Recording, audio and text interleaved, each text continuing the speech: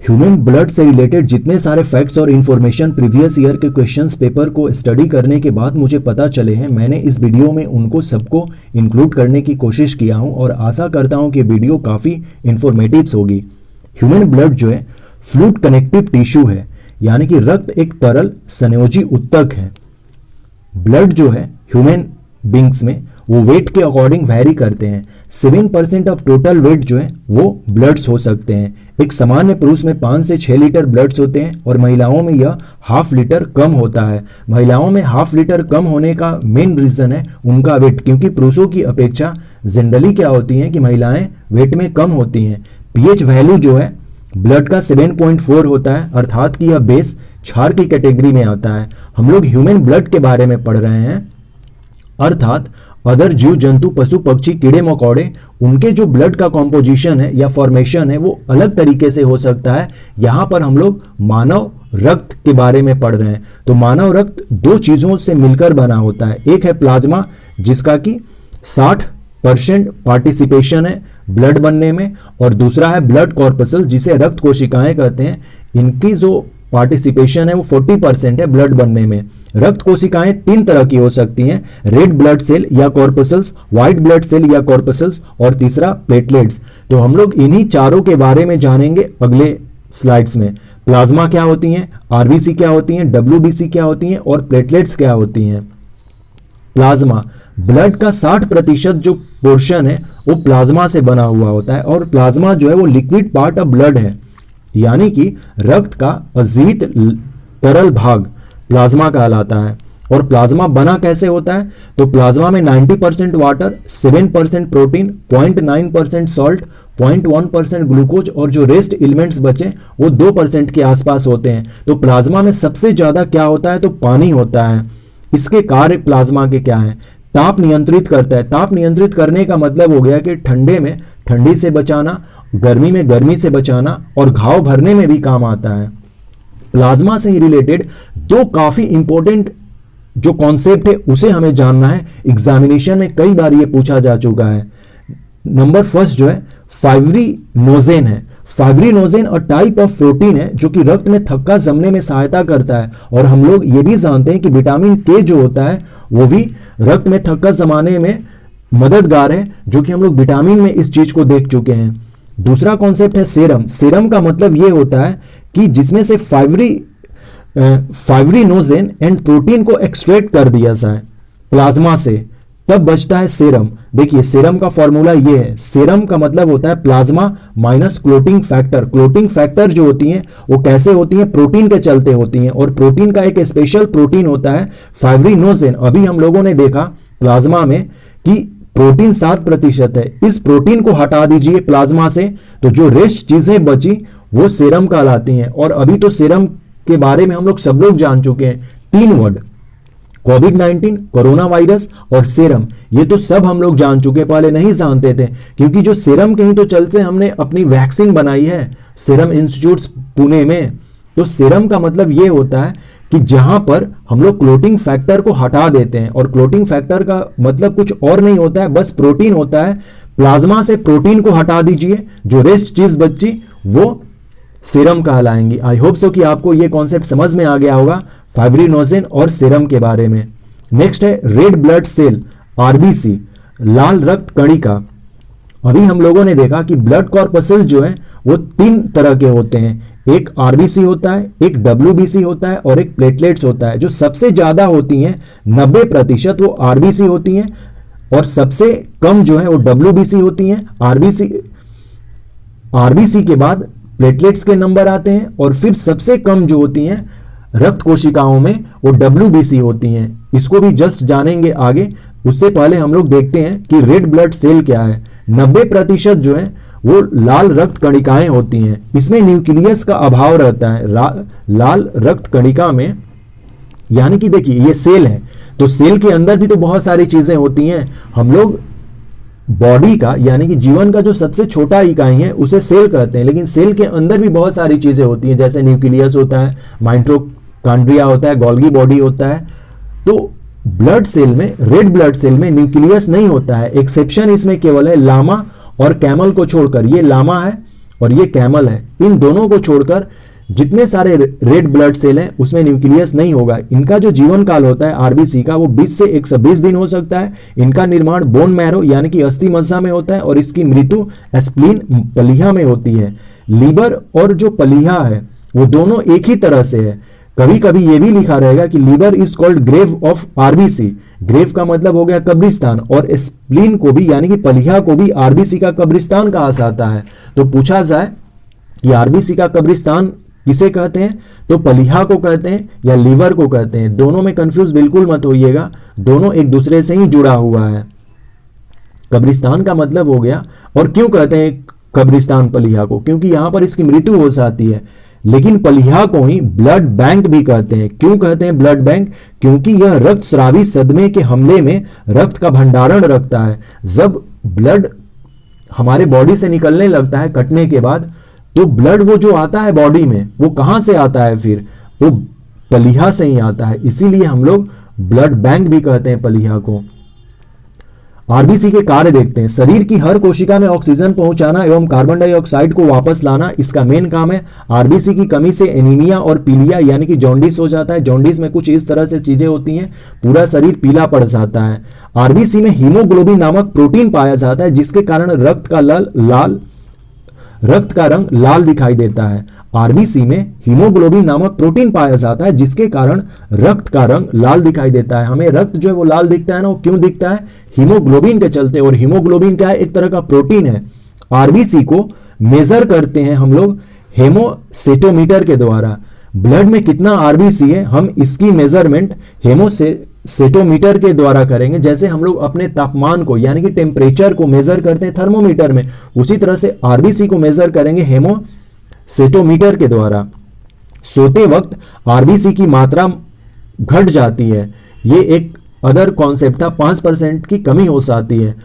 White blood corpuscles या white blood cell देखते हैं। रक्त में सबसे कम परसेंटेज इसी की होती है, व्हाइट ब्लड सेल की, और सबसे ज्यादा आरबीसी की होती है। इसका जो जीवन काल है 2 से 4 दिन का होता है। इसका निर्माण मेनली जो है वो बोन मैरो में होता है, लेकिन lymph node sometimes liver and spleen यानी कि पलिया में भी हो सकती है। और मृत्यु ये जहां जन्म लेता है वहीं पर इसकी मृत्यु हो जाती है, यानी कि रक्त में ही हो जाती है। इसका जो मेन कार्य है वो है शरीर को रोगों के संक्रमण से बचाना और घाव को भरना। इसकी कमी से एड्स और ब्लड कैंसर जैसी बीमारियां हो जाती हैं। ब्लड कैंसर को ल्यूकेमिया भी कहते हैं।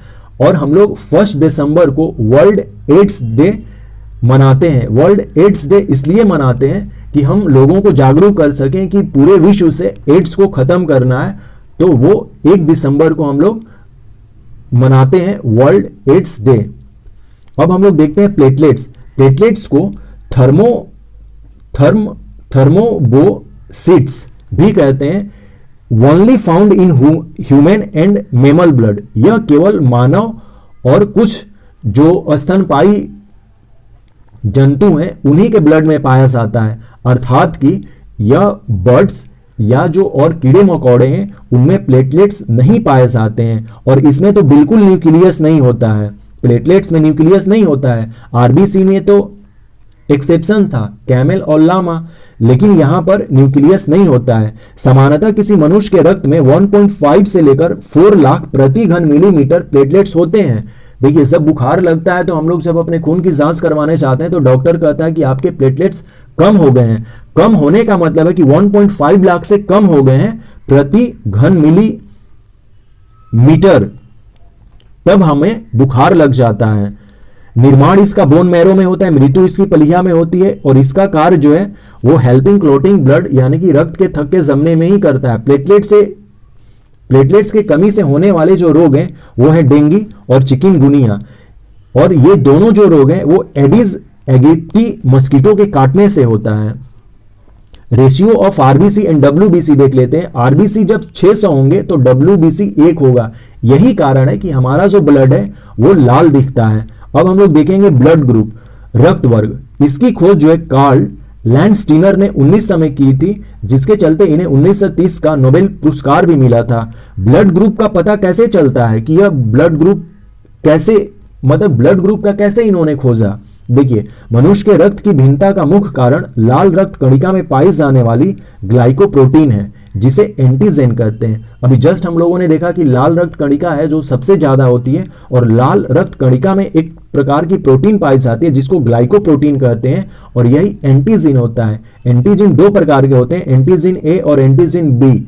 अब देखेंगे कि एंटीजीन ए और एंटीजीन बी कैसे काम करता है। सबसे पहले एंटीजीन या ग्लाइकोप्रोटीन, इसी एंटीजीन को ग्लाइकोप्रोटीन कहते हैं, और इसी के चलते हमारा जो रक्त है वो लाल दिखता है। और ये ग्लाइकोप्रोटीन या एंटीजीन होता कहाँ है, तो वो आरबीसी में होता है। उपस्थिति के आधार पर मनुष्य के 4 प्रकार के रुधिर वर्ग होते हैं, ए, बी, ए बी और ओ। देखिए, ए ब्लड ग्रुप में केवल एंटीजन ए मिलेगा, और बी में केवल एंटीजन बी मिलेगा, और जब ए बी होगा जिसका ब्लड ग्रुप, उसमें एंटीजन ए और एंटीजन बी दोनों मिलेगा, और ब्लड ग्रुप ओ में कोई भी एंटीजन नहीं रहता है, नो प्रेजेंट। तो हमसे पूछा जाएगा कि एंटीजन जो है किस ब्लड ग्रुप में नहीं रहता है, तो ब्लड ग्रुप ओ में एंटीजन नहीं रहता है। नेक्स्ट एंटीबॉडी का कॉन्सेप्ट है। किसी एंटीजन की अनुपस्थिति में एक विपरीत प्रकार की प्रोटीन प्लाज्मा में पाई जाती है, इसमें पाई जाती है, इसको एंटीबॉडी कहते हैं। ओके, देखिए, एंटीजन जो है वो केवल आरबीसी में उपस्थित होती है, लेकिन एंटीबॉडी जो है वो पूरे प्लाज्मा में हो सकती है। और अभी हम लोगों ने देखा कि प्लाज्मा जो है उसमें बहुत सारी चीजें होती हैं, वाटर होता है, प्रोटीन होता है, सॉल्ट होता है, इस तरह से और भी चीजें होती हैं। लेकिन हम लोगों ने देखा कि एंटीजन जो है वो केवल और केवल प्रोटीन का पार्ट है, लेकिन एंटीबॉडी जो है पूरे प्लाज्मा की पार्ट है। ये एक कॉन्सेप्ट था। एंटीबॉडी भी 2 तरह की होती है, एंटीबॉडी ए और एंटीबॉडी बी। देखिए, एंटीजन ए और एंटीबॉडी ए ये दोनों एक साथ नहीं रह सकते। उसी तरह से एंटीजन बी और एंटीबॉडी बी एक साथ नहीं रह सकते कभी भी। ऐसा कभी कॉम्बिनेशन नहीं बनेगा कि एंटीजन ए और एंटीबॉडी ए दोनों एक साथ रहेंगे तो अलग अलग ही रहेंगे। एंटीबॉडी ए और एंटीबॉडी बी रह सकता है, लेकिन एंटीजन ए और एंटीजन बी रह सकता है, लेकिन एंटीजन ए एंटीबॉडी ए नहीं रह सकता। इसलिए मैंने यहां लिख दिया कि एक साथ नहीं रह सकते हैं। इसका कॉन्सेप्ट ये है, ऐसा होने पर यह आपस में मिलकर अत्यधिक चिपचिपा हो सकते हैं, जिससे रक्त नष्ट हो जाता है। अर्थात कि भाई एंटीजन ए और एंटीबॉडी ए और एंटीजन बी और एंटीबॉडी बी एक साथ क्यों नहीं रह सकते, क्योंकि रक्त नष्ट हो जाता है इसके चलते। अब हम लोग देखते हैं आरएच फैक्टर। आरएच फैक्टर की खोज 1940 में वही लैंड स्टीनर और विनर दोनों ने मिलकर की थी। क्योंकि देखिए, लैंड स्टीनर ने तो 1900 में ब्लड का ग्रुप खोज ही लिया था, तो वो और भी डिस्कवर आगे कर रहे थे, तो इनको आरएच फैक्टर मिल गया। आरएच फैक्टर इसलिए कहते हैं क्योंकि सबसे पहले रिसस बंदर, ये रिसस बंदर है, इसी में यह पाया गया था। तो रिसस का स्पेलिंग RHESUS होता है, तो इसका जो पहला 2 अक्षर था इसी को ले लिया गया आरएच फैक्टर। तो आरएच फैक्टर जो है किसने खोज किया था, लैंड स्टीनर और विनर ने किया था। और ब्लड ग्रुप की जो खोज है केवल लैंड स्टीनर ने किया था। ब्लड में एक अन्य प्रकार की एंटीजन का पता लगाया। आरएच फैक्टर जो है एक एंटीजन है। अभी जस्ट हम लोगों ने 2 कॉन्सेप्ट देखे ना, एंटीजन और एंटीबॉडी, तो आरएच फैक्टर जो है वो एंटीजन है। आरएच फैक्टर का काफी इंपॉर्टेंट प्रॉपर्टी है। आरएच फैक्टर का काफी एक इंपॉर्टेंट कैरेक्टरिस्टिक्स है, वो हम लोग देखेंगे। आरएच फैक्टर जो है 2 चीजें हो सकती हैं, या तो वो प्रेजेंट हो सकता है या तो वो एब्सेंट हो सकता है मानव के शरीर में। दुनिया में 80 से 90% ऐसे लोग हैं जिनमें आरएच फैक्टर प्रेजेंट होता है, और 10 से 20 जो ऐसे % लोग हैं जिनमें कि एब्सेंट रहता है। तो जब प्रेजेंट रहेगा तो हम प्लस लिखेंगे, और एब्सेंट रहेगा तो आरएच फैक्टर माइनस लिखेंगे। जिस लाल रक्त कणिका में आरएच फैक्टर प्रेजेंट होगा वो पॉजिटिव होगा, जैसे A+ तो A+ लिख लेंगे, बी में प्रेजेंट है तो B+ लिखेंगे, AB में प्रेजेंट है तो AB+ लिखेंगे, O में तो एंटीजन होता ही नहीं है। ओके, और आरएच फैक्टर जो है वो क्या है, एंटीजन है, ये ध्यान में रखना होगा। जिसमें नहीं होगा हम निगेटिव लिखेंगे, जैसे A- लिखेंगे, B- लिखेंगे, AB- लिखेंगे, और O में तो होता ही नहीं है आरएच फैक्टर। आरएच फैक्टर ही क्यों, एंटीजिन ही नहीं होता है, और एंटीजिन RH फैक्टर क्या है, एक एंटीजिन है। नेक्स्ट, एरिथ्रोब्लास्टोसिस फिटेलिस, यह क्या है भाई, इसको जानना है हमें। देखिए ये एक कॉन्सेप्ट है, एरिथ्रोब्लास्टोसिस फिटेलिस, इसको समझते हैं। यदि पिता का ब्लड RH प्लस हो तथा माता का ब्लड RH माइनस हो, अभी जस्ट हम लोगों ने देखा RH प्लस का मतलब हो गया कि उसमें प्रेजेंट हो, और RH माइनस का मतलब हो गया कि एब्सेंट हो। इस केस में क्या है कि पिता के पास RH प्लस है और माता के पास RH माइनस है, तो जन्म लेने वाला जो शिशु होगा पहले गर्भ अवस्था में या जन्म के तुरंत बाद उसकी मृत्यु हो जाएगी। यदि इस तरह के माता और पिता से जन्म लेगा कोई संतान तो उसकी मृत्यु हो जाएगी। केवल एक्सेप्शन ये है कि जो प्रथम संतान है उस पर यह लागू नहीं होगा, लेकिन बाद के जो भी संतान पैदा होंगे वो जन्म से पहले या जन्म के तुरंत बाद मर जाएंगे यदि पिता का जो ब्लड है RH प्लस है और माता का जो ब्लड है वो RH माइनस है। तो इनसे जो बच्चे जन्म लेंगे वो प्रथम संतान को छोड़कर दूसरे संतान से उनके बच्चे नहीं होंगे, क्योंकि वो मर जाएंगे। ये है एरिथ्रोब्लास्टोसिस फिटेलिस। नेक्स्ट है ब्लड ग्रुप O को सर्वदाता यूनिवर्सल डोनर कहते हैं, क्योंकि इसमें कोई एंटीजन नहीं होता है। जस्ट अभी हम लोगों ने देखा कि एंटीजन नहीं होता है। ब्लड ग्रुप AB को सर्वग्राही यूनिवर्सल एक्सेप्टर कहते हैं, क्योंकि इसमें कोई एंटीबॉडी नहीं होता। ओके, AB में कोई एंटीबॉडी नहीं होता और O में कोई एंटीजिन नहीं होता है। देखिए अब ये हम लोग इस डायग्राम से समझते हैं, O A को देगा, AB को भी देगा और B को भी देगा। ओके, A जो है AB को दे सकता है और B जो है AB को दे सकता है, यानी कि AB जो है सबका ब्लड ले सकता है और वो जो है सबको ब्लड दे सकता है। ये इसका कॉन्सेप्ट है, कुछ इस तरह से आप इस डायग्राम से भी समझ सकते हैं। O A AB B और AB ये चार ब्लड ग्रुप हैं। O जो है सबको देगा, O वाले को भी देगा, A को भी देगा, B को भी देगा, AB को भी देगा। A जो है केवल A और AB को देगा, B और AB को देगा, AB केवल AB को देगा। तो ये डोनर का कॉन्सेप्ट था। और फाइनली आप ये एक डायग्राम देख लीजिए कि कैसे है। A plus O plus B ये कोई चीज नहीं है। A प्लस और A माइनस का मतलब है RH फैक्टर। अभी जस्ट हम लोगों ने देखा कि RH फैक्टर क्या है, तो RH फैक्टर एक तरह का एंटीजिन है जिसको कि प्लस और माइनस से हम लोग डिनोट करते हैं। तो ये पूरा अपना कॉन्सेप्ट रहा ब्लड का। आई होप शो कि आपको समझ में आया होगा। उससे पहले इन सारी चीजों को एक बार हम लोग सॉर्ट आउट कर लेते हैं, रिवीजन कर लेते हैं कि क्या हम लोगों ने अभी तक किया जल्दी से, क्योंकि काफी इंपॉर्टेंट ये वीडियो है। सबसे पहले ह्यूमन ब्लड को हमने देखा कि यह एक तरल संयोजी उत्तक है। शरीर का जो 7% पार्ट होता है वो ब्लड का होता है। पुरुषों में 5 से 6 लीटर ब्लड हो सकते हैं, महिलाओं में ½ लीटर कम होता है। पीएच वैल्यू 7.4 होता है, अर्थात कि यह बेस क्षार है। ह्यूमन ब्लड दो तरह से कंबाइंड फॉर्म से बनते हैं, एक प्लाज्मा और एक रक्त कोशिका। रक्त कोशिकाएं 3 तरह की होती हैं, आरबीसी, डब्ल्यूबीसी और प्लेटलेट्स। हम लोगों ने प्लाज्मा को देखा कि plasma water, protein, salt, glucose और अदर एलिमेंट से मिलकर बना हुआ है। प्लाज्मा का जो मेन कार्य है वो है ताप को नियंत्रित करना, घाव को भरना। फाइब्रिनोजेन के बारे में हम लोगों ने देखा कि यह एक तरह का प्रोटीन है जो कि थक्का जमाने में सहायता है। सीरम को हमने देखा कि सीरम का मतलब होता है प्लाज्मा और माइनस क्लोटिंग फैक्टर। नेक्स्ट हम लोगों ने आरबीसी को देखा जो कि 90% होता है ब्लड कॉर्पसल्स का और सबसे ज्यादा इसका परसेंटेज होता है। इसमें न्यूक्लियस नहीं होता है, केवल लामा और कैमल को छोड़कर इसका जीवन काल 20 से 120 दिन होता है और यह बोन मैरो में निर्माण करता है और इसकी मृत्यु पलिया में होती है। उसी तरह से आरबीसी का हमने कार्य देखा, इससे होने वाले रोग को देखा। फिर आरबीसी में हम लोगों ने देखा कि हीमोग्लोबिन नामक एक प्रोटीन पाया जाता है।